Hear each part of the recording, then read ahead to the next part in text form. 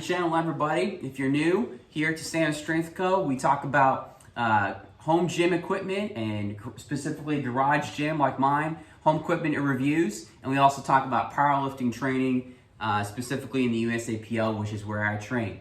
So if you clicked on this video, you're interested in finding out those top 5 things that you would need to start a home gym. If you're looking to start one yourself, you just got your own place, or looking at those top 5 things you would need to start a home garage gym. So if you like what you're seeing here in the video and you want to kind of see more, make sure to hit that subscribe button and follow along. So without further ado, I'm going to talk about the top 5 things that I got myself as I was kicking off my home gym, and what I would recommend you should start with as you get your own home gym started.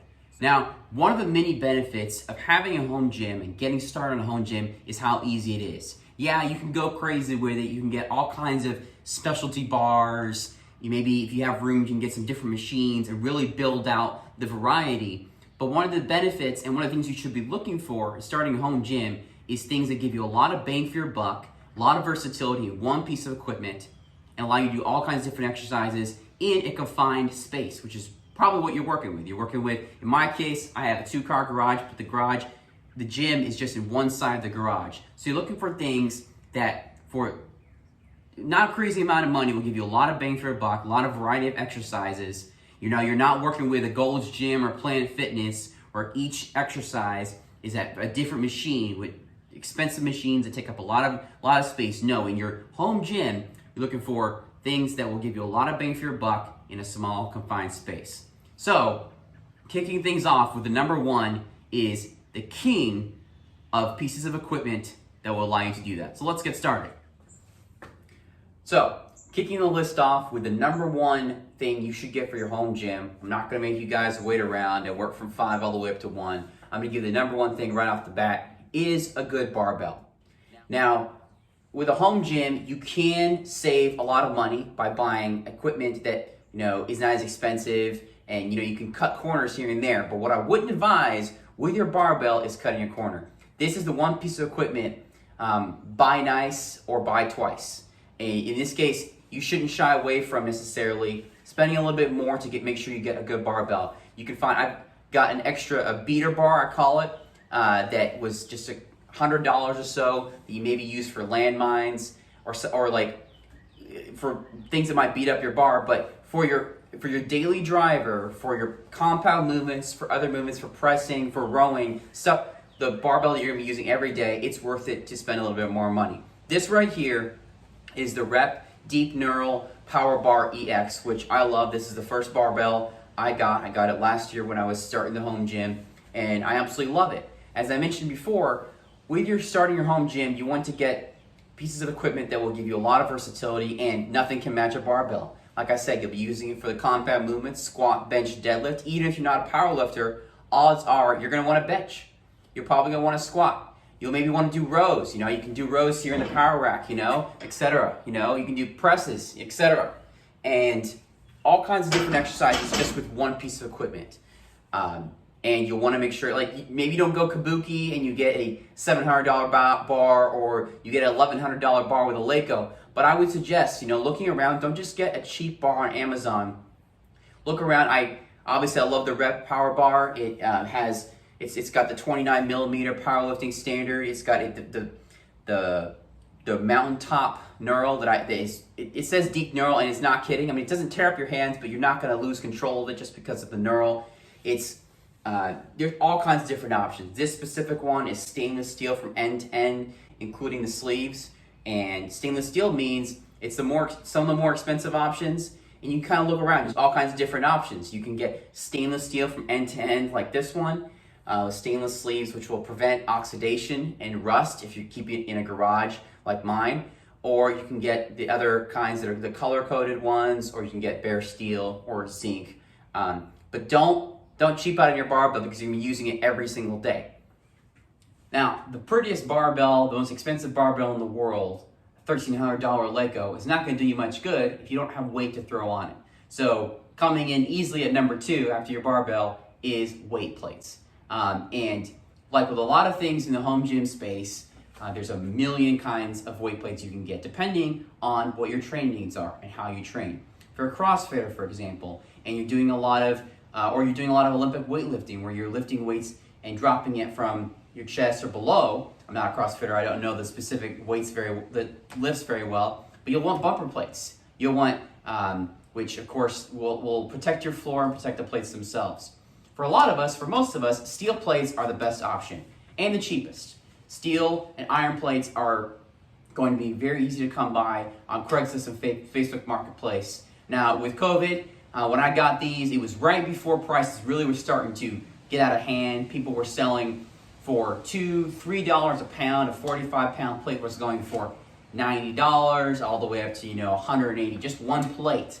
But that's kind of tailed off. So that's probably still your best option, other than buying them new. They're just steel weight plates. Now, as you go along, you can upgrade them more, but this probably is your best option as you're getting started out. As you can see here, my 45s are like just some VTX 45s, and my 25s are from a completely different company, wider, and it just gets the job done. It's weight to throw on, and for most of us, that's all we need. Now, the third most important thing you want for your home gym, keeping in mind that principle of getting equipment that will give you the most bang for your buck, all kinds of versatility, and allow you to lift safely in the gym, is some kind of rack, a power rack or a squat rack. They're coming out with all kinds of different options. Sorinex and Rogue have both come out with bolt to the wall options that save you even more space. But you have I prefer my power rack. It gives you the most safety. You have you have safeties like a pin safety or a strap safety that can make sure that you don't die while you're lifting. And with a lot of these racks, you have all kinds of available options because they're modular. You can add all kinds of attachments. I have a lat pull down kind of cable system in play to mine. You can add dips. Of course, it gives you the ability to lift out of J hooks. And there's all kinds of different options with your rack. Now, one of the things you want to keep in mind, if you don't want to go with full hog, this is not what I started out with either. This is a 6-post rep PR4000. I love it. 3x3 uprights. It has the ability to do pull-ups with as well. Is starting out with things that if you start out small, things that you know you can sell on. I started out with a Rogue SML1 squat stand, and just to kind of kick things off, and I had that for about 4 or 5 months, and I knew I wanted to upgrade to this one. I was able to turn around and sell that one on. But some kind of rack is going to be a perfect option, in fact, a necessary option for most home gym owners to get started, to be able to lift safely. Okay, the fourth thing you're going to want for your home gym as you get started out is a bench. For a lot of people, a flat bench is going to do just fine, myself included. I have the Rep FB5000. I love it. It's overbuilt. It feels like a tank, but yet it's still light to move around. It's got good little roller wheels in the back to be able to move it around. And it gets everything done that I need to. I can do pressing movements. Obviously, I can bench with it. How much a bench? I can do movements with dumbbells. You can do flies. You can do rows.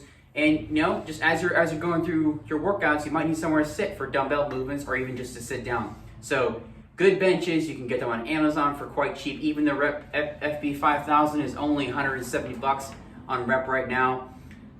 You can go all the way. You can get way more expensive with it. You can go to Thompson Fat Pad, the Thompson benches from Rogue. You can get way more expensive. But for this one, you can get some pretty good deals on your benches. Maybe if you're more into bodybuilding, you can get an adjustable bench. Or if you're doing more dumbbell movements than I do personally, and those get a little bit more expensive, but you're going to want a bench, and a flat bench is going to get the job done for most people. So that's number 4 of an essential that you would want to start your home gym. All right, and coming in at the end of the list as number 5 is some form of cardio. Now that's going to look different for everybody, and like with a lot of these things, probably more so with cardio with anything else in the home gym space, there are literally hundreds of options. Maybe you have a Peloton subscription and the full Peloton bike, or maybe you have a top-of-the-line treadmill. But for most people, a treadmill off of Facebook Marketplace or Craigslist will do the job. For me personally, I have the Rogue Echo bike, which I absolutely adore. It's maybe my favorite piece in the entire gym, even though I don't use it as much as I probably should. It's phenomenal for warming up, for HIIT training. Like most things from Rogue, like all the things from Rogue that I own, it's completely overbuilt, clocking in at almost 130 pounds. And it's a little pricey. It's about $700, $750 retail. But it's incredible for that, for warming up and for HIIT training. But there's all kinds of other options out there. You maybe could go as simple as just getting a jump rope or some form of cardio. For most people, again, this list is dependent on your training, but for most people, some form of cardio, whether it be a sled, a bike, a treadmill, or some form of that, is going to be something you want to have in your home gym. So there you have it. That's the top 5 things that you would want to have to start your home gym. But I wanted to give you guys just a little bonus content here at the end, and 2 honorable mentions I think that most people are also going to want in their home gym. But I thought 7, I don't know, I don't like it as much as 5. So that's why I kind of went with these 2 as honorable mentions. And the first of the honorable mentions would be dumbbells. Now, maybe some of you would disagree that dumbbells don't belong in the top 5, and that, again, depends on your kind of training. They are a great example of a home gym piece of equipment that gets you a ton of bang for your buck. So much versatility. You can get shoulder workouts in, arm workouts in, chest workouts in, leg workouts in. It's really quite unlimited.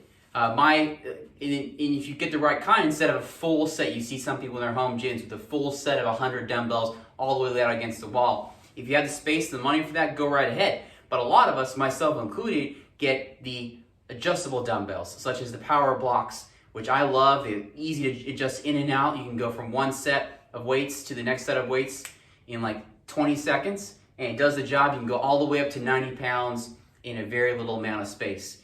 And the only reason they're on adjustable, they're on the honorable mentions instead of the top 5 for me is because those top 5 hard to replace any of those, even cardio, just because I think I recognize you can get so much work out of your traditional barbell movements. You still need that cardio in there. So dumbbells for me would slot in at a first honorable mention.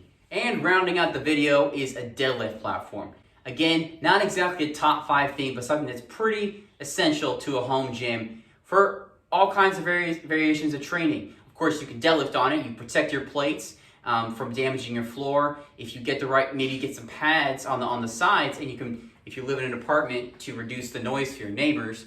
Or if you do Olympic weightlifting, CrossFitting, you're going to need a way to drop those plates onto there with you if you have bumper plates, unlike I do. But there's all kinds of good tutorials. It's incredibly easy to make. I know wood's a little more expensive these days than it has been because of the pandemic, but they're really easy. I mean, you can go 2, 3, you can get really fancy with it. You can put some hooks on it for some adjusted weight training with bands and so on.